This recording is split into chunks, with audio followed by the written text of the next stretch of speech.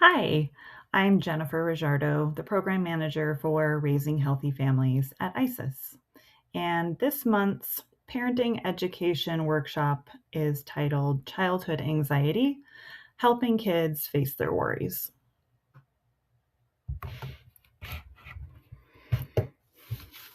Most children experience anxiety at some point. They may be afraid to sleep alone, worry about going to school, or become nervous around new people, or start worrying about things that never bothered them before. As parents, our instinct is often to make those uncomfortable feelings go away. But the goal isn't actually to raise children who never feel nervous. Today, we're going to talk about what childhood anxiety can look like, some of the things that contribute to it, and then we'll discuss some practical ways that parents can help children become more confident in facing their fears. Okay, let's start with what is anxiety? Anxiety is part of our body's natural alarm system. It's designed to protect us.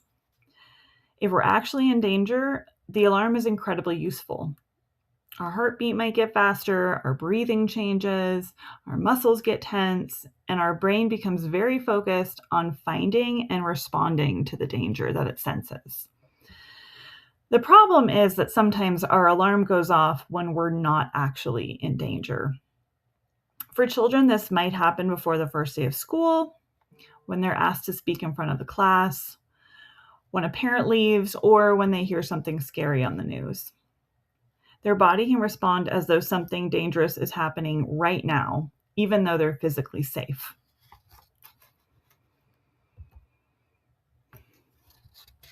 Okay. But it's important to know that anxiety doesn't always look like worry. One reason that childhood anxiety can be difficult to recognize is that children don't always say, "I'm anxious."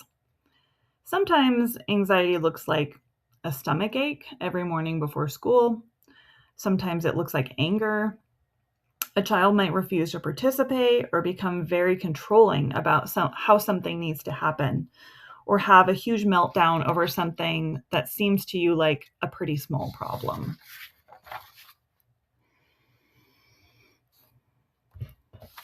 Some children repeatedly ask questions like, "Are you sure?" Or "What if something happens?" Or "Are you coming back?"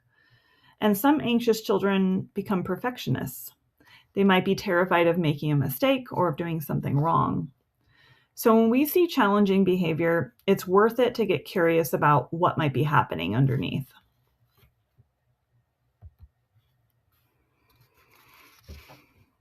Okay, so what are the factors that contribute to childhood anxiety? Parents often want to know, why is my child anxious? Usually there is not one simple answer. Some children are naturally more cautious or sensitive, and genetics can play a role, so anxiety can become more common in some families. Development matters too. Certain fears are very normal at different ages. Life experiences can contribute. Moving, changing schools, divorce, conflict, loss, bullying, illness, other stressful experiences, these can all make a child's alarm system more sensitive. Children can also absorb stress from their environment. That doesn't mean parents cause anxiety. It means children's nervous systems are responsive to what's happening around them. And today, children have access to an enormous amount of information. News, social media, videos, and even overheard adult conversations can introduce worries they aren't developmentally prepared to process.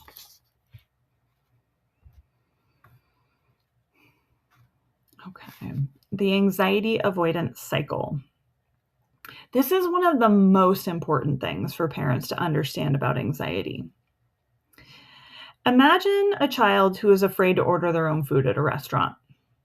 They say to you, "You do it for me." The parent sees that they're uncomfortable and orders for them. Immediately, the child feels better.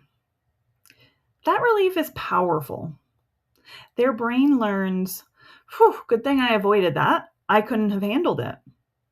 And the next time, ordering may feel even scarier. This is how anxiety can grow. Avoidance works wonderfully in the short term because it makes anxiety disappear. But in the long term, it can teach the brain that the feared situation really was dangerous. Okay, now we're going to move into talking about some strategies to help our kids work through their anxiety. Okay, strategy number 1. Validate the fear without confirming the fear. When children are anxious, we want to validate their feelings without accidentally reinforcing the idea that they are in danger.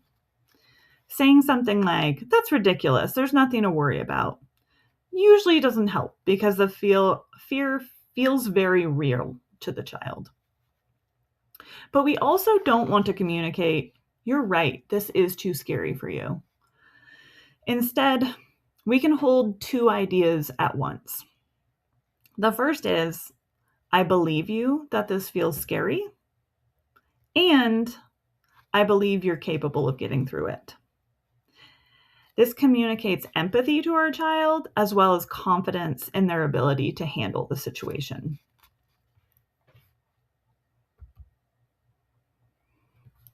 Strategy number 2, don't always rescue. Help them take small steps. Helping children face anxiety doesn't mean throwing them into something terrifying and telling them to get over it.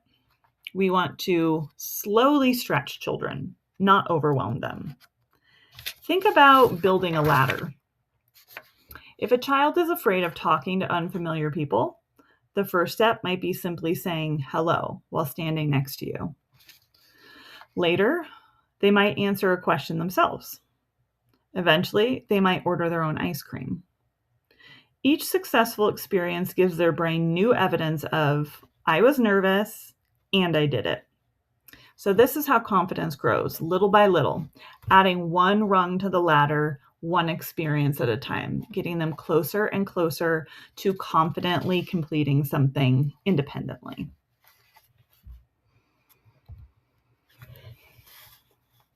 Strategy number 3, teach children what anxiety feels like. Children cope better with anxiety when they understand what's happening inside their bodies. You might explain to them, "Your brain has an alarm system. Sometimes that alarm goes off even when you're safe." Help your child start to notice their own unique signals. Maybe their stomach feels funny, maybe their heart beats faster, or their hands get sweaty, or they feel like running away. Help them notice these in the moment and then reflect back on them later on. Then give them tools for calming their body. These can look like slow breathing, movement, stretching, squeezing something like a squeezy toy, getting a drink of water, or talking to a trusted adult. We aren't telling them that these tools will magically make the fear disappear.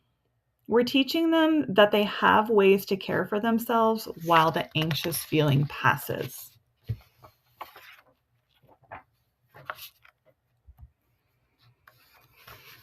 Strategy number 4, create predictability.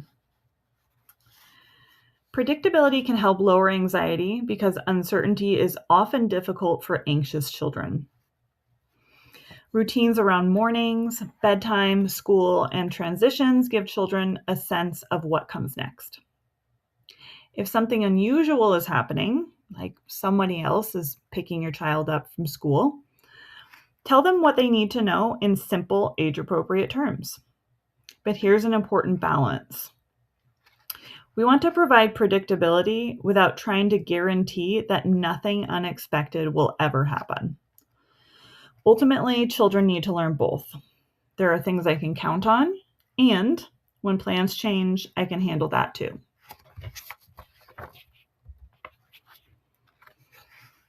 Okay, last strategy. Strategy number 5, watch the reassurance loop. Reassurance is loving and appropriate. But with anxiety, reassurance can sometimes become part of the cycle. A child worries, asks for reassurance, feels better briefly, and then needs reassurance again. Instead of answering the same fear 20 times, shifting toward helping your child tolerate uncertainty will be more helpful. You might say, "We already talked about that worry. It sounds like your anxiety is asking the question again. What can you tell your worry?" That moves confidence from the parent's reassurance towards the child's own ability to cope. And you can brainstorm some ideas with them at that point too.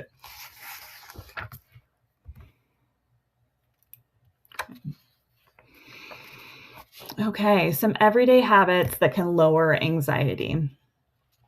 We can't prevent anxiety simply by having good routines, but everyday habits affect how well a child's nervous system handles stress. Sleep is especially important. Physical activity gives stress hormones somewhere to go.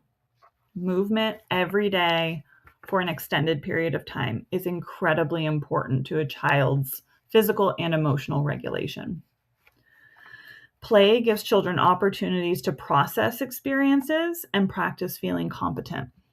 This is especially true for open-ended imaginative play, where there's no expectation or goal for the child to reach. They're just allowed to use their imaginations and come up with the play that they most need to process difficult emotions. Connection with trusted adults helps children regulate. Make sure to spend quality time with your children regularly. Downtime also matters. Children don't need every moment scheduled or stimulated. It's also worth paying attention to what children are consuming through media. Scary videos, adult news, social media, and even content designed for older children can create worries that children don't yet have the skills to put into perspective.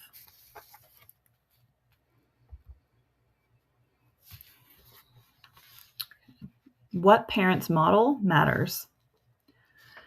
Children learn a lot about anxiety by watching the adults around them. That doesn't mean you need to hide every worry or pretend that you're always calm, because that's not true. In fact, it can be powerful for children to see us experience manageable anxiety and cope with it. You might say to them, "I'm nervous about this because I've never done it before. I'm going to take a breath and give it a try." Or, "I was worried that wouldn't work out, but I reminded myself I would deal with whatever happened." We're modeling something important for them. Bravery is not feeling afraid. Bravery is doing something even when part of us feels afraid.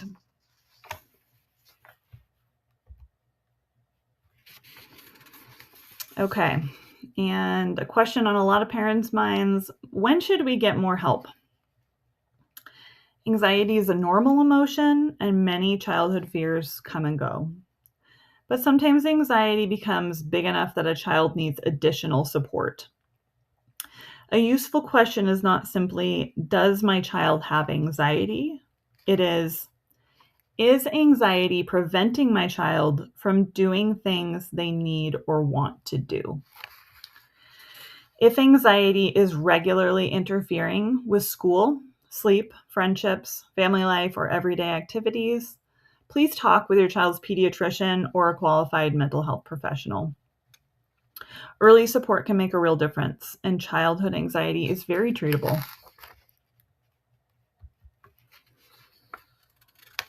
Okay, so just a reminder, the goal is not to raise children who are never anxious.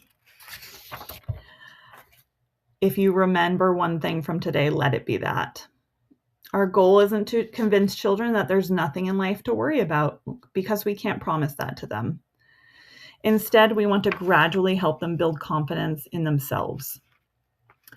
We can acknowledge their fear, help their bodies regulate, resist the urge to remove every uncomfortable situation, and support them in taking manageable steps forward.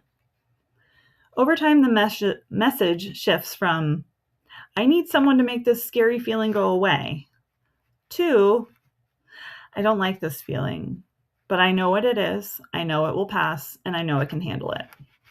And that's a skill they'll carry with them far beyond childhood.